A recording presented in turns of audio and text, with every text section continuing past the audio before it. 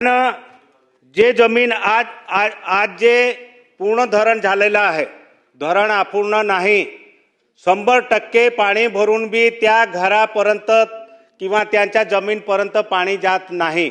म्हणून माझी अध्यक्ष महोदय, मंत्री महोदयांना विनंती राहील का त्याने त्यांच्या जे परिवाराला सगळ्यांना 8 नंबरसाठी त्या घरासाठी जागा दिली आहे ते बी शासन ताब्यात घेण्यात यावे आणि त्या शेतकरीला त्यांच्या जे परिवाराला आहे त्यांना गुजरातमध्ये जागा दिला आहे ते सुद्धा शासन ताब्यात घेण्यात यावे, कारण त्यांना त्यांची जमीन आजही पाणी भरून ते जमीन बुडी क्षेत्रात नाही जात आहे। म्हणून माझी मंत्री महोदयांना विनंती राहील, मी हे सगळे पुरावे देतो आहे, हे जमीन त्यांच्या आज भी त्यांच्या ताब्यात आहे। म्हणून जे शासनाने जमीन दिली आहे ते सरकार ताब्यात घेईल का, हा माझा प्रश्न आहे।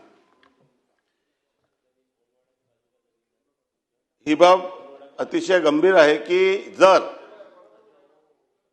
सदर जमीन जर पाण्याखाली बुडत नसेल तर प्रकल्पग्रस्त म्हणून त्याला दाखला देता येत नाही।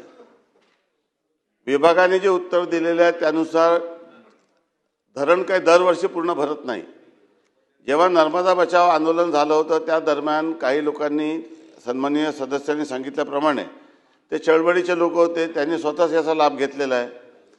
याची वस्तुस्थिती तपासून घेणं खूप आवश्यक आहे। 2004-2005च्या दरम्यानची घटना आहे आणि त्यामुळे या प्रकरणी मी सुरुवातीलाच आपल्याला उत्तर दिलेलं आहे की या प्रकरणी जर त्याची जमीन ही प्रकल्प पाण्याखाली बुडते की नाही बुडत या संदर्भामध्ये पूर्ण जलाशय भरल्यानंतरच याची चौकशी करणे शक्य होईल आणि जर ती जमीन बुडीत क्षेत्राखाली येत असेल तर मग त्यांना प्रकल्पग्रस्ताचा दाखला आणि दिलेली कारवाई योग्य आहे। परंतु हे झालं असताना मूळ जागा जी आहे ती तर शासनाच्या नावाने होणे क्रमप्राप्त होते।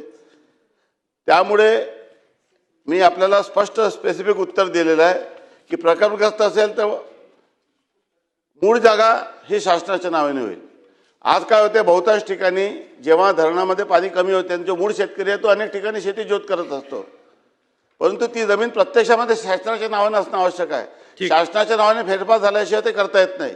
त्यामुळे मी सभागृहाला आश्वस्त करतो की या प्रकरणी पुढील 2 महिन्यामध्ये चौकशी करून उचित कारवाई करण्यात येईल।